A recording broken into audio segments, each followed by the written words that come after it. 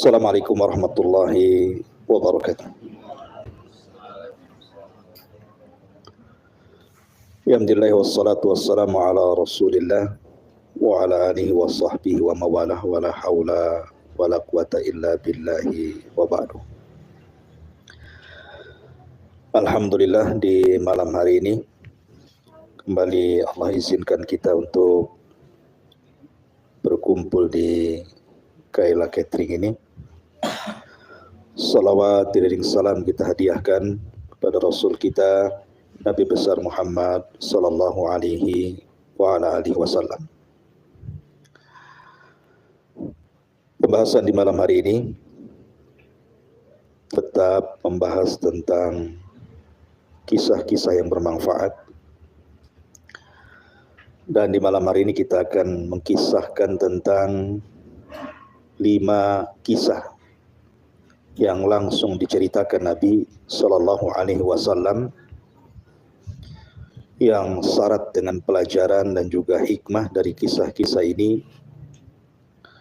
Tetapi kisah ini semua bicara tentang umat sebelum kita. Kisah apa ini dan apa yang kita bisa petik dari kisah-kisah ini? Pertama, kisah 2 orang yang bertransaksi jual beli tanah.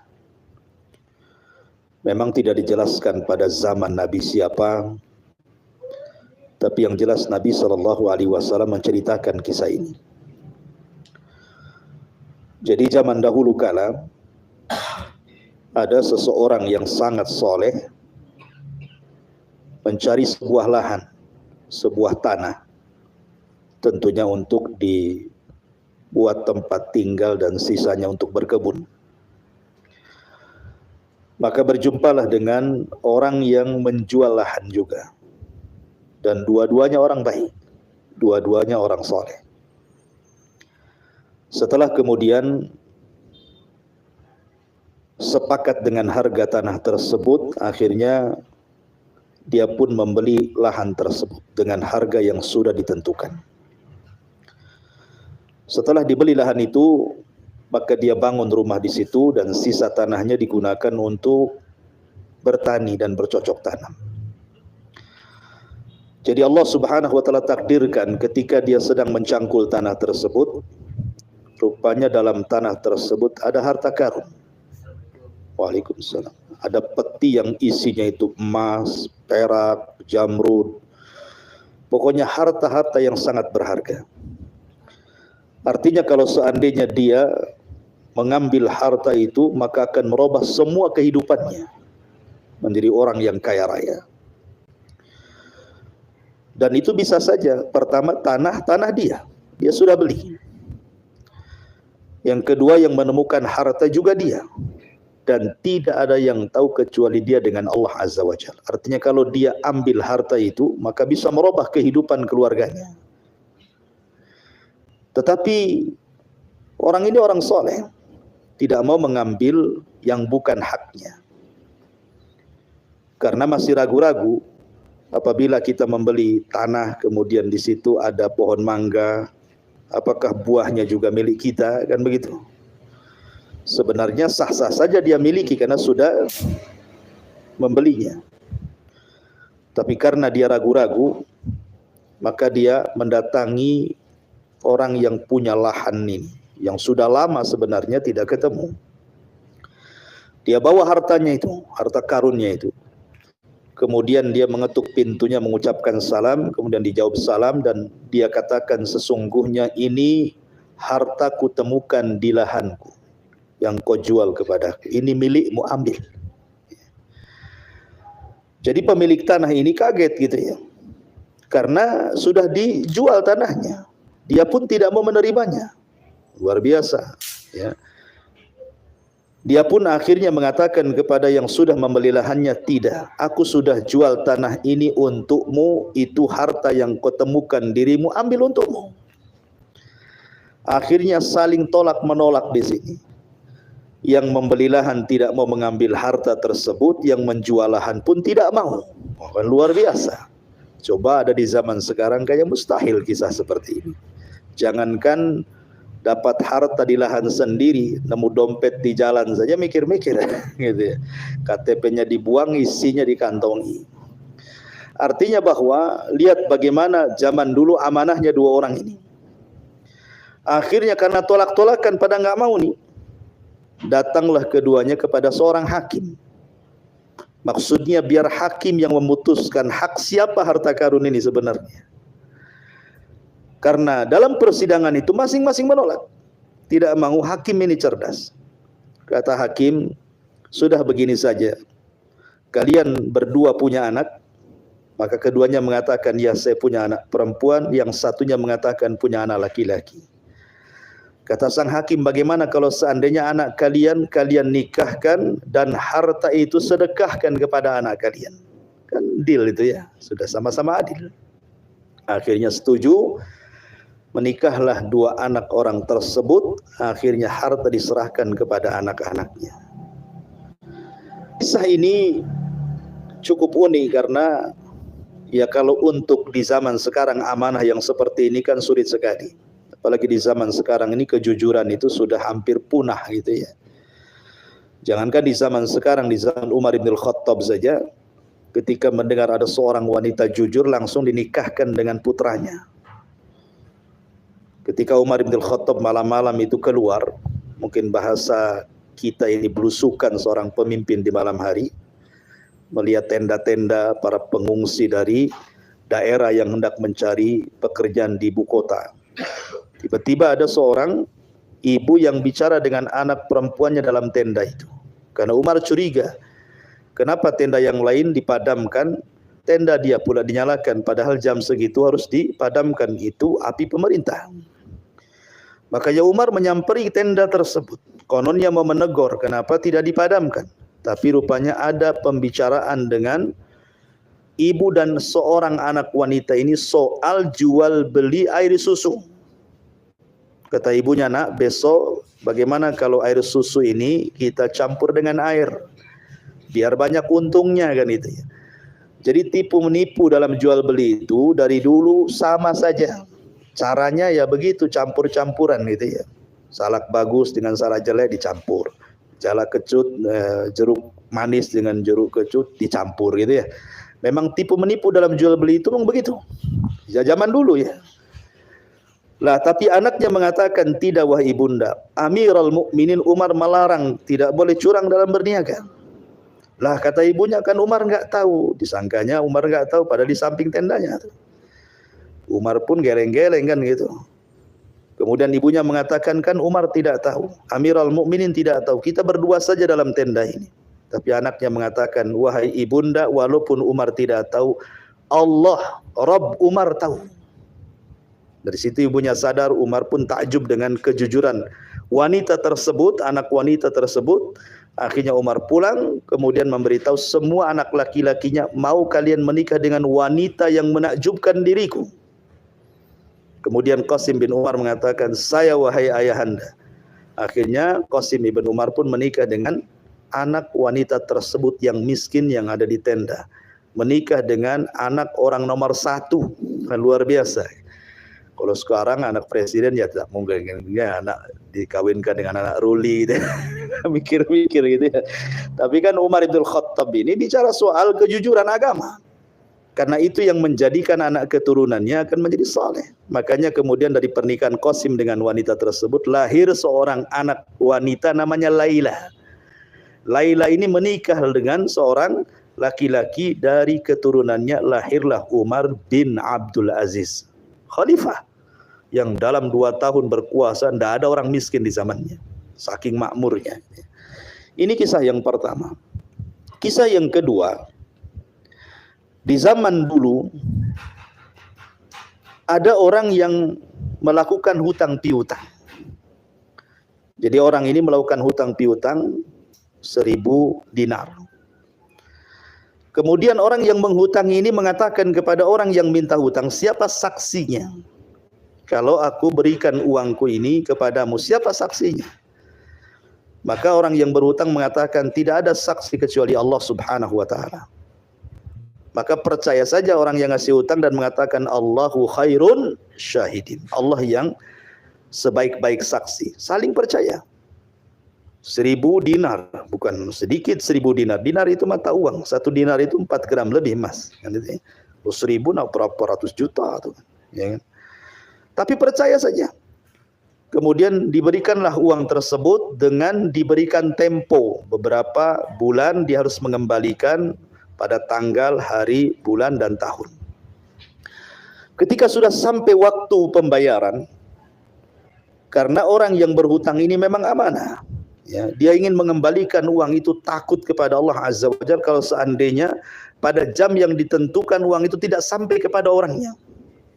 Masalahnya perjalanan dia ke tempat orang tersebut bukan perjalanan mudah. Sudah jauh, harus melewati sungai. Dan di sungai itu pun perahu yang mengantarkan orang tersebut tidak banyak gitu ya waktu-waktunya itu. Apalagi ketika di hari haknya pengembalian itu cuaca tidak bagus. Sehingga kemudian ketika dia sampai di ujung sungai, sementara orang yang minjami uang sudah nunggu juga di ujung sungai sana. Masalahnya tidak ada perahu yang mengantarkan dirinya untuk mengembalikan uang tersebut.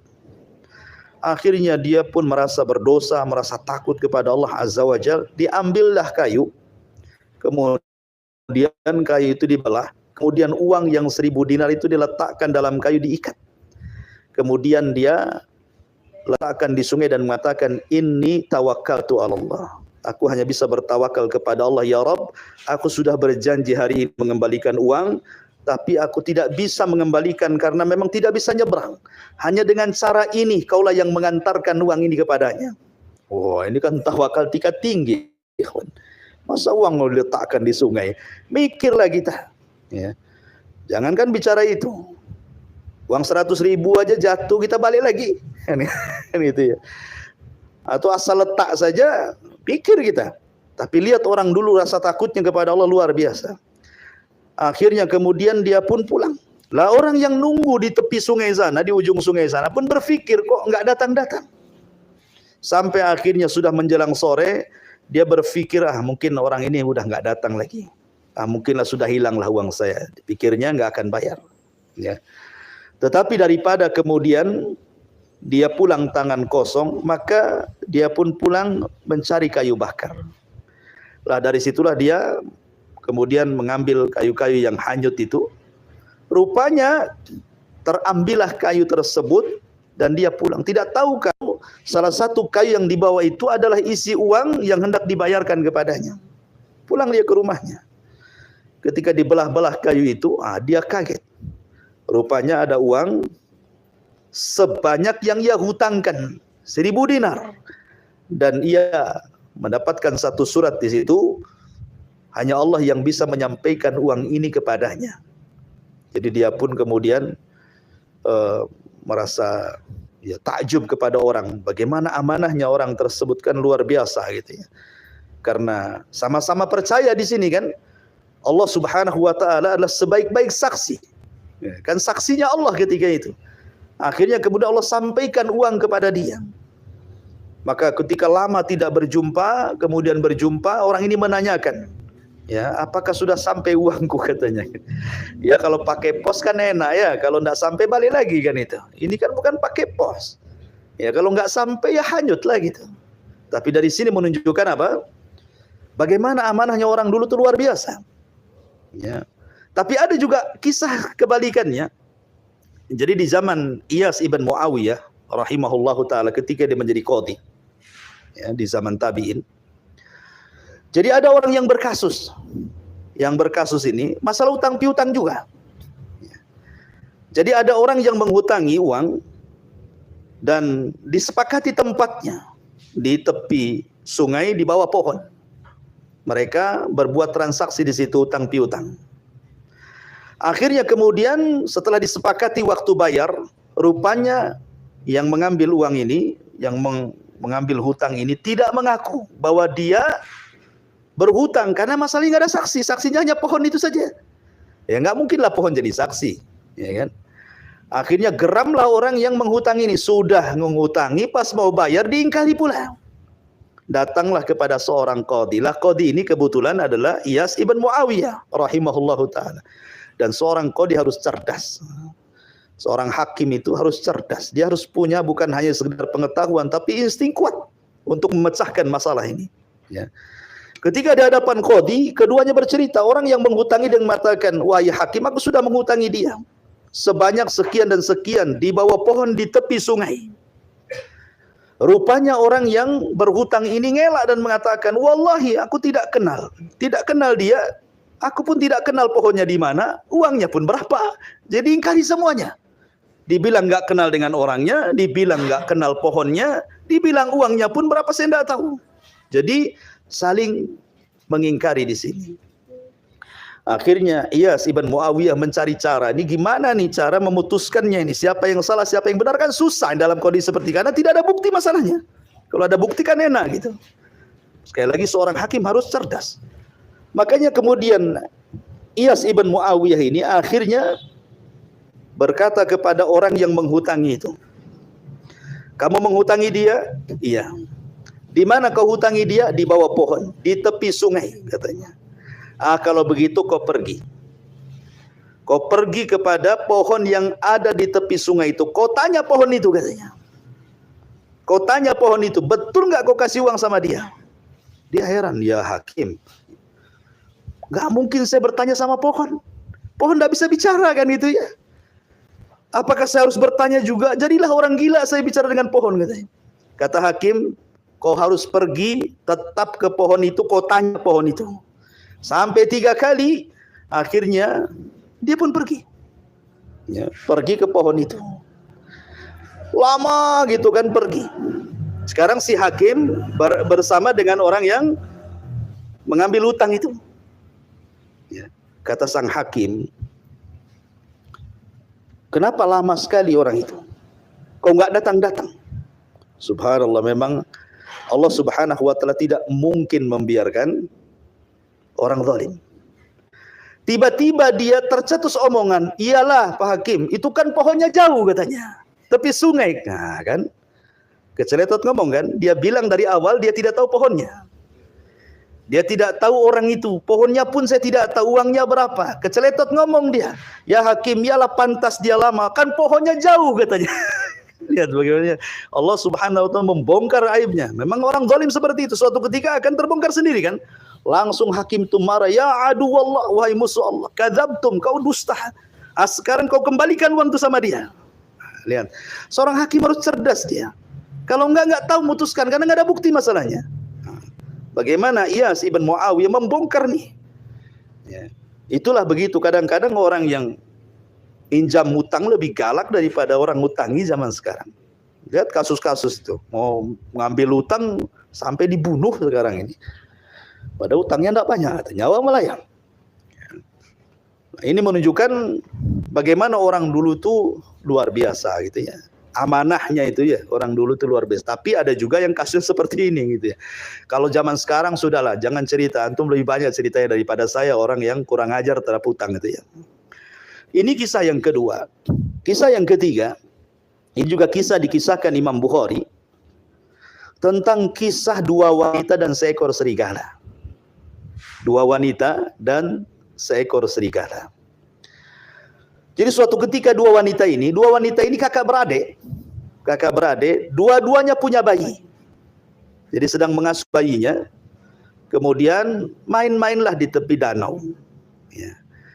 Kemudian 2 bayinya ini diletakkan begitu saja, kemudian berenanglah 2 adik kakak wanita ini di danau tersebut tanpa memperhatikan bayinya.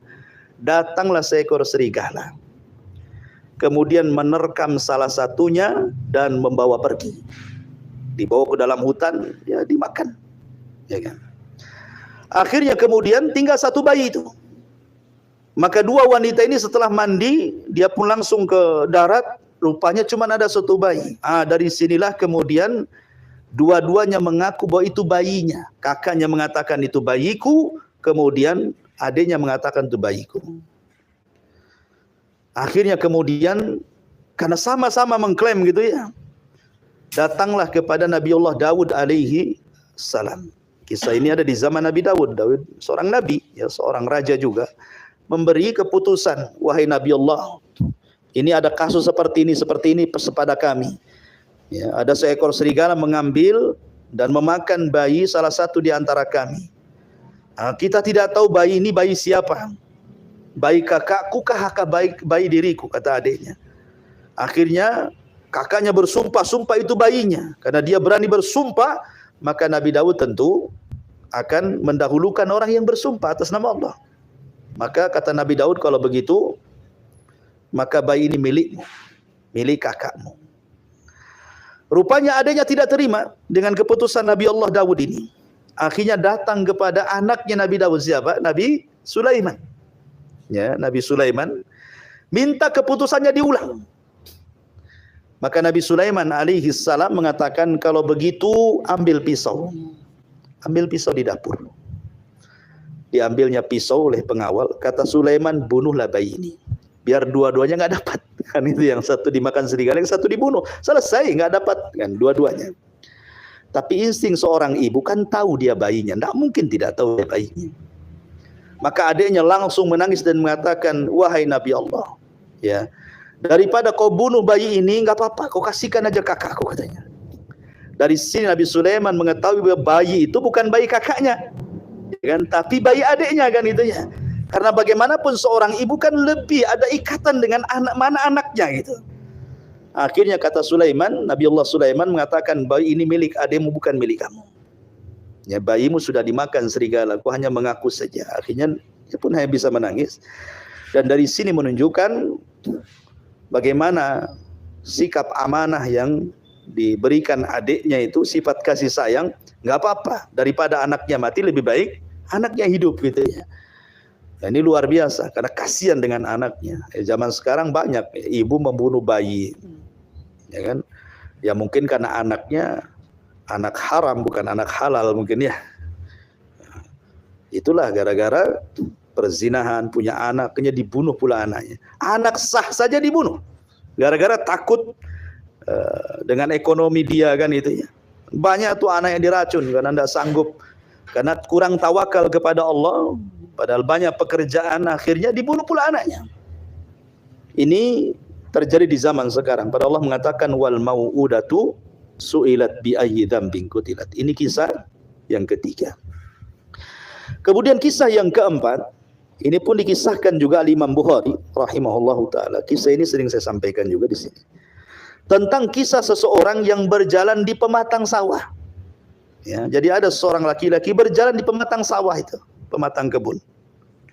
Tiba-tiba kemudian ada awan pekat hitam berada di atas kepalanya dan sedang menuju ke hadapannya. Jadi berjalan awan hitam itu terus dengan kencangnya awan itu.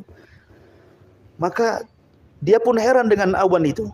Awan hitam kok berjalan dengan kencang ke arah depan dia.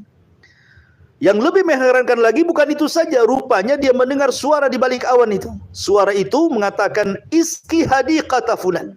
Iski hadiqata fulan. Hujani kebunnya si fulan. Hujani kebunnya si fulan. Subhanallah. Kok ada di balik awan ini, kok ada suara yang berteriak gitu. Akhirnya kemudian diikutilah awan ini sampai kemana lah awan ini.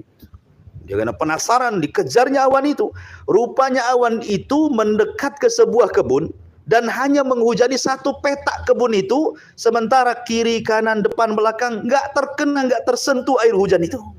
Oh, ini kan aneh ini kan. Ya, sehujan-hujan lokal pun umpamanya daerah sini hujan, mungkin daerah sana tak hujan, tapi kan besar gitu wilayahnya. Masa satu petak gitu saja hujan? Sementara petak-petak yang lain kok nggak dihujani gitu. Jadi dia penasaran, habis dihujani, awan ini pergi. Jadi dia tunggu pemilik kebun itu, yang satu petak itu. Kok bisa hanya petak kebun ini aja dihujani? Ditunggu lama-lama, datanglah pemilik kebun itu. Kemudian ditanya, wahai fulan, betul kau pemilik kebun ini ya? Saya ingin tahu siapa namamu. Maka dia mengatakan dengan herannya, kenapa dia tanya soal kebun dan kenapa pula tanya soal nama? Akhirnya dia mengatakan, saya fulan ibn fulan. Terperanjat anak muda ini, kenapa? Namanya persis seperti nama di balik awan, hujani kebunnya fulan bin fulan. Ya. Akhirnya kemudian saking penasarannya, Dia pun bertanya, wahai fulan, sebenarnya apa yang kau amalkan dengan kebunmu ini? Ini kan karomah namanya ya, keanehan gitu. Maka dia mengatakan, demi Allah wahai fulan, setiap aku panen dari kebun ini, maka aku bagi 3 penghasilannya. Sepertiga aku sedekahkan kepada fuqara wal masakin. Sepertiganya lagi aku berikan kepada keluargaku. Dan sepertiganya lagi aku jadikan bibit untuk menanam di kebun ini. Sebenarnya 3-tiganya sedekah. Sedekah kepada fuqara wal masakin jelas sedekah. Kemudian untuk menghidupi keluarga itu seafdal-afdalnya sedekah. Apabila suami menghidupi keluarganya itu seafdal-afdalnya sedekah gitu. Dari semua sedekah yang ada, seorang suami menyedekahi keluarga. Itu pahalanya lebih besar dibandingkan sedekah yang lainnya. Termasuk meletakkan yang sepertiganya di kebun pun sedekah. Kenapa? Karena supaya tetap sedekahnya. Dengan jadi bibit nanti tumbuh lagi, berbiji lagi, sedekah lagi. Jadi dia melanggengkan sedekahnya dalam kebun itu. Intinya semuanya kan sedekah jadinya. Baik yang diberikan kepada fuqara masakin, baik diberikan kepada keluarga, atau diberikan kepada kebun untuk mengawetkan sedekah. Jadi kehidupannya itu hanya untuk bersedekah saja. Baru dia memahami, oh itu yang menjadikan kenapa awan itu menghujani hanya sepetak tanahmu itu ya. Karena apa? Karena dia hidup di dalam sedekah tadi. Nah, lihat bagaimana karomah orang yang bersedekah gitu ya. Ini luar biasa. Nah, ini juga kisah yang menarik tentang kewajiban bersedekah. Kemudian yang terakhir, kisah tentang Bani Israel juga. Jadi Nabi SAW menceritakan tentang kisah seorang nenek di zaman Bani Israel. Jadi Rasul itu kan pulang dari perang Khaybar. Khaybar itu terakhir perang melawan orang Yahudi di zaman Nabi. Rasul kan perang melawan Yahudi itu 4 kali dan berakhir di perang Khaybar. Itu sudah terakhir memerangi orang Yahudi dan Yahudi pun terusir dari kota Madinah. Jadi pulang dari peperangan itu, Nabi SAW kehabisan bekal.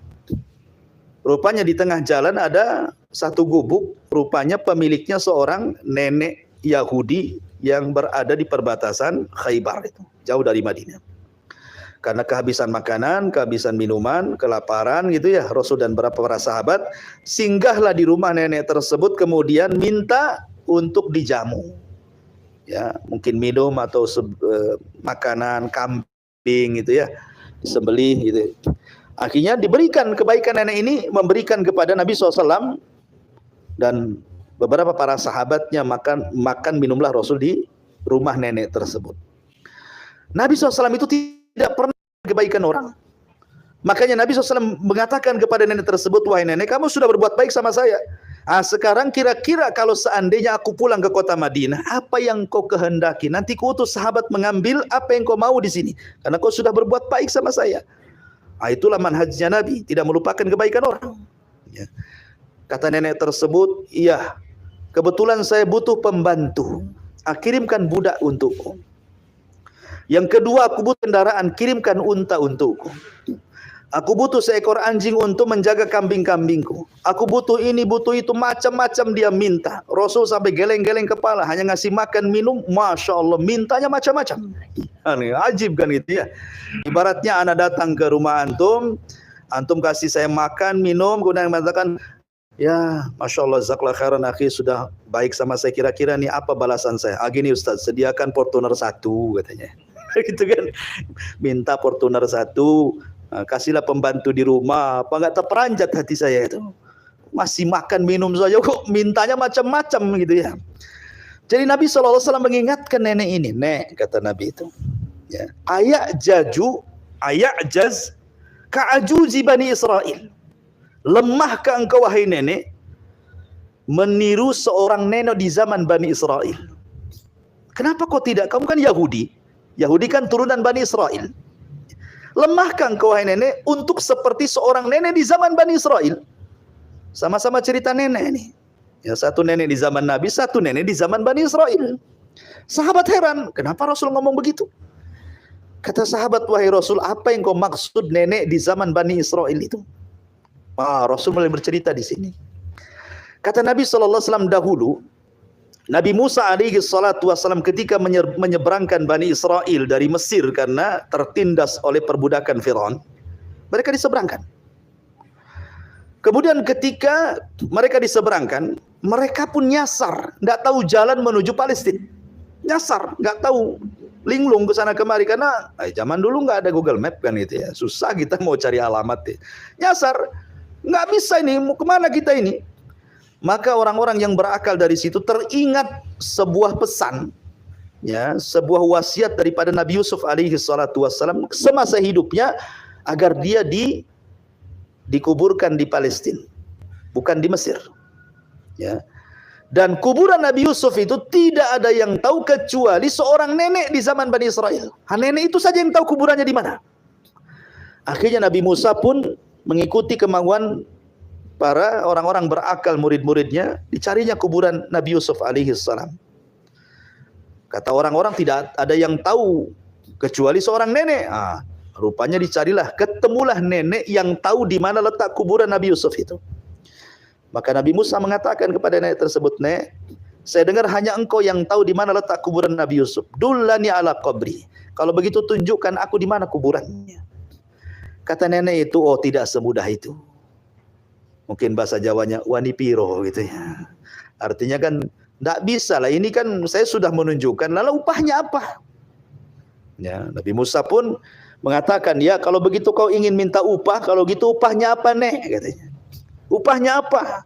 Sebutkan saja," kata Nabi Musa. Nenek ini mengatakan, "Wahai Nabi Allah, aku tidak minta apa-apa, tapi tolong jadikan diriku menjadi temanmu di sorga." Keinginannya itu, jadikan aku menjadi temanmu di sorga. Musa terdiam. Kenapa sorga bukan milik dia kan gitu?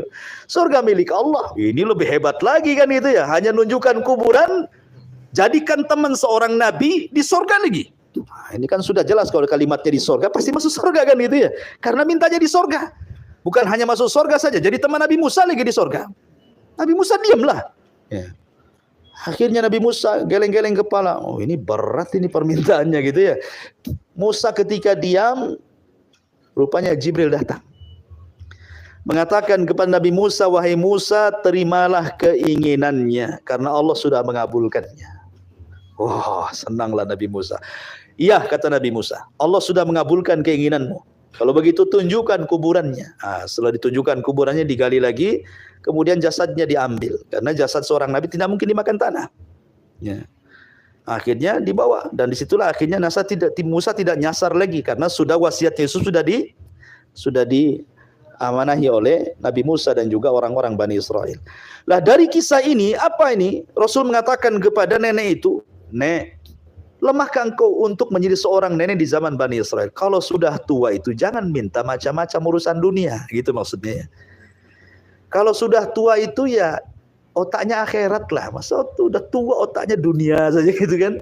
Kalau udah tua itu otaknya akhirat. Makanya orang tua itu ya bagusnya dekat masjid ya kan.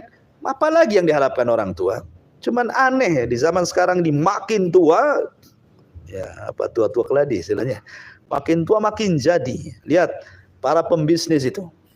Lihat para pejabat itu kan. Makin tua makin haus jabatan kan itu. Makin tua makin dikembangkan bisnisnya sama dia. Dia nggak pernah ngaca itu. Kenapa? Karena ubahnya disemir hitam. Seolah-olah masih muda, padahal kalau saya dibiarkan itu udah dicat warna putih semua tuh. Dari sini menunjukkan bahwa Nabi ingin mengajarkan kepada nenek tersebut, kalau sudah tua itu ya dekat-dekat akhirat kan itu. Jangan pula sibuk dengan dunia. Ya. Lah 5 kisah ini luar biasa. Bisalah antum petik sendiri faedahnya gitu ya. Bagaimana kita diajarkan untuk lebih dekat lagi dengan Allah dengan cara bersedekah, dengan cara amanah, dengan cara beribadah, dan begitu seterusnya. Jangan cari alasan orang itu malas ibadah karena sebuah kesibukan. Imam Mujahid dalam sebuah asar, ini bukan hadis tapi asar mauquf kepada Imam Mujahid. Jadi dia menceritakan tentang kisah 3 orang. 1 orang kaya, 1 orang sakit, 1 hamba sahaya. Satunya orang kaya, satunya orang sakit, satunya hamba sahaya. 3 orang ini dihadapkan kepada Allah Subhanahu wa taala. Kemudian Allah bertanya pertama kepada orang kaya, dia panggil orang kaya itu. Dia mengatakan, "Apa yang mencegahmu untuk rajin beribadah?" Kata orang kaya ini, "Ya Rabb, sulittu alayya al-mal." Harta yang membuat sibuk diriku sehingga aku lupa ibadah. Gara-gara bisnisku aku lupa, gara-gara usahaku aku lupa. Kemudian Allah Subhanahu wa taala panggilkan Nabi Allah Sulaiman. Kemudian Allah mengatakan, wahai fulan, kayak mana kamu dengan orang ini? Maksudnya Nabi Allah Sulaiman. Kayak mana kamu dengan Nabi Sulaiman? Siapa? Tidak ada orang kaya di dunia melebihi Sulaiman. Sebutkan siapa? Korun kecil. Ya. Nabi Sulaiman itu kaya sekali. Dia raja dunia alal itlaq. Ya. Makanya orang ini lebih kaya mana kamu dengan Nabi Sulaiman? Dia mengatakan, tentu Nabi Sulaiman lebih kaya dari saya. Lihat, walaupun begitu Sulaiman tidak pernah melalaikan ibadah. Pernah sekali dia melalaikan ibadah. Ketika dia sibuk dengan kuda-kuda koleksi perangnya. Nah, itu. Nabi Sulaiman tuh suka mengoleksi kuda perang. Ada sekitar 1000 kuda. Dia suka dengan kuda perang itu. Ya biasa kan orang kalau sudah hobi, biasanya kan suka dengan peliharaan kan. Seperti orang, saya itu ada tetangga itu di Tiban itu. Memang hobi ngadu ayam. Ya kan. Itu tiap pagi ayamnya, subhanallah. Oh ini besar lagi nih. Masya Allah. Biarkan dia lewat. Ya. Baru cerita ayam lewat pula tikus kan.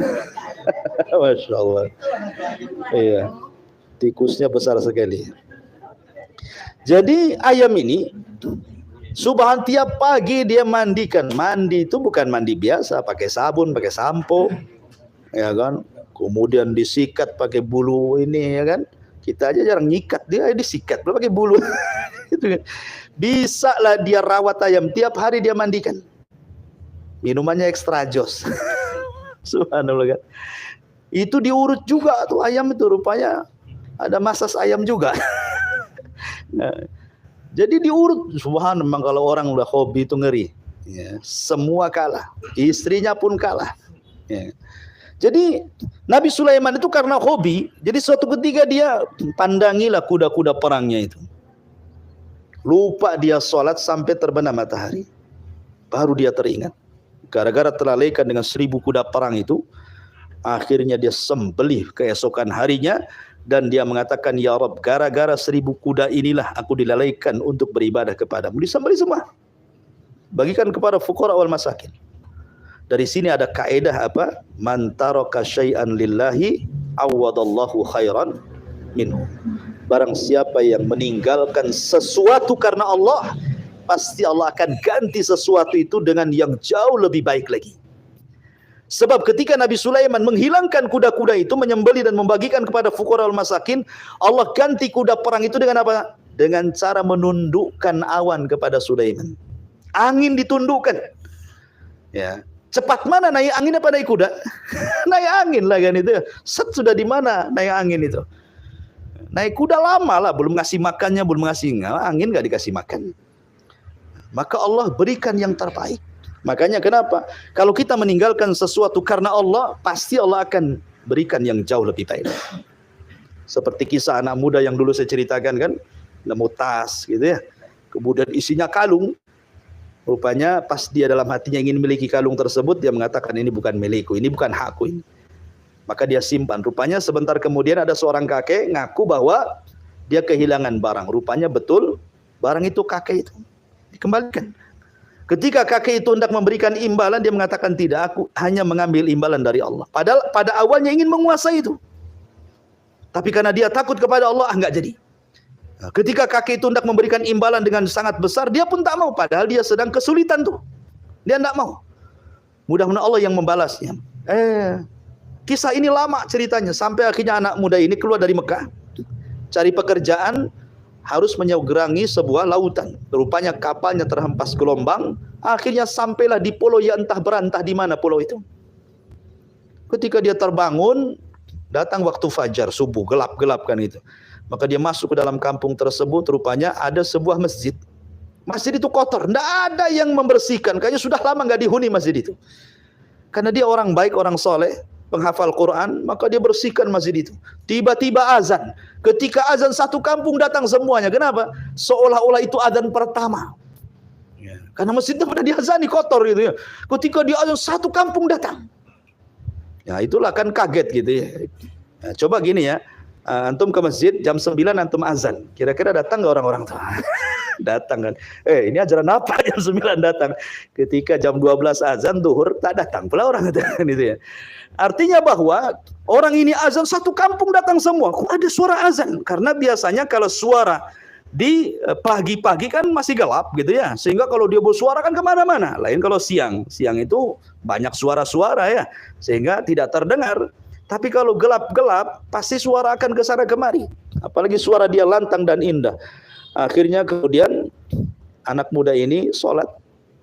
Udah setelah sholat dia mengaji, rupanya punya suara yang indah. Ini orang kampung dengerin, nggak sholat juga dia. Tapi melihat suaranya indah, dari situlah keesokan harinya dia takjub dengan anak muda itu. Datang kepada anak muda ini mengatakan, wahai anak muda, jadi imamlah di masjid ini. Ajari anak-anak kami untuk mengaji. Maka orang-orang Baduy itu, kata anak muda ini, tidak bisa. Aku datang untuk mencari pekerjaan. Nah, kalau begitu berapa gajimu? Ya, kami akan bayar. Akhirnya disepakati sekian gajinya. Semua orang kampung itu ngaji sama dia. Dapatlah dia pekerjaan menjadi pengajar Quran. Sudah bertahun-tahun, sudah terkumpul uangnya. Tentu dia ingin pulang kampung. Orang kampung bingung nih, kalau pulang siapa yang ngajari? Habislah, ustadznya nggak ada. Kan itu. Akhirnya orang kampung berpikir. Kalau begitu kita ikat saja, kita kawinkan dengan gadis ini, gadis desa ini. Dicarikan yang paling cantik. Kalau yang paling jelek tak mau lah kan itu. Carikan yang paling cantik, datangkan yang cantik itu. Anak muda, maukah kau menikah? Di sini ada wanita yang paling cantik, sudah cantik solehah lagi. Akhirnya kemudian baik, tapi saya harus ta'aruf dulu, ya kan? Harus nador dulu, melihat dulu. Main kawin-kawin saja kan itu. Didatangkan wanita itu. Memang wanita itu cantik. Tetapi laki-laki ini tidak memandang wajahnya. Yang ia pandang adalah kalung yang ada di lehernya. Dia teringat dengan kalung yang dulu dia temukan itu. Yang diakui kakek itu kan. Jadi wanita itu pun menangis. Kenapa? Namanya ta'aruf kan memandang wajah. Kok yang dipandang dadanya, kalungnya. Kan itu ya. Jadi orang-orang mengatakan, ya fulan qad kasarta qalbaha. Kau sudah memecahkan hati wanita tersebut. Kalau kau mau bilang mau. Kalau kau tak mau bilang tak mau. Kenapa kau pandangi terus dadanya gitu ya? Maksudnya kalung yang ada di lehernya itu. Kata anak muda ini, sebentar. Aku ada sejarah dengan kalung itu. Ya. Ada apa maksudnya? Mau ceritalah dia dulu. Bertahun yang silam itu dia menemukan tas. Rupanya ada kalung yang luar biasa harganya itu ya. Kok mirip dengan kalung itu katanya. Dan itu punya seorang kakek namanya si Anu, saya sudah lupa lah, pokoknya seorang kakek. Ketika dia habis bercerita tersebut, tiba-tiba satu kampung itu bertakbir, Allahu Akbar katanya. Bingunglah anak muda ini. Kenapa satu kampung bertakbir? Barulah kemudian mereka bercerita. Dulu ada seorang kakek bercerita persis seperti ceritamu. Dan kakek ini berdoa, kalau seandainya anak muda itu ada di sini, ku nikahkan dia dengan puteriku katanya. Rupanya kakek itu orang tua dari anak perempuan tadi. Subhanallah, kayak sinetron kan. Gitu ya. Tapi ini kan betul kisahnya. Akhirnya kemudian menikahlah laki-laki dengan wanita tersebut. Punya 2 anak. Secara tidak langsung dia sudah menguasai kalung dan pemiliknya kan itu ya.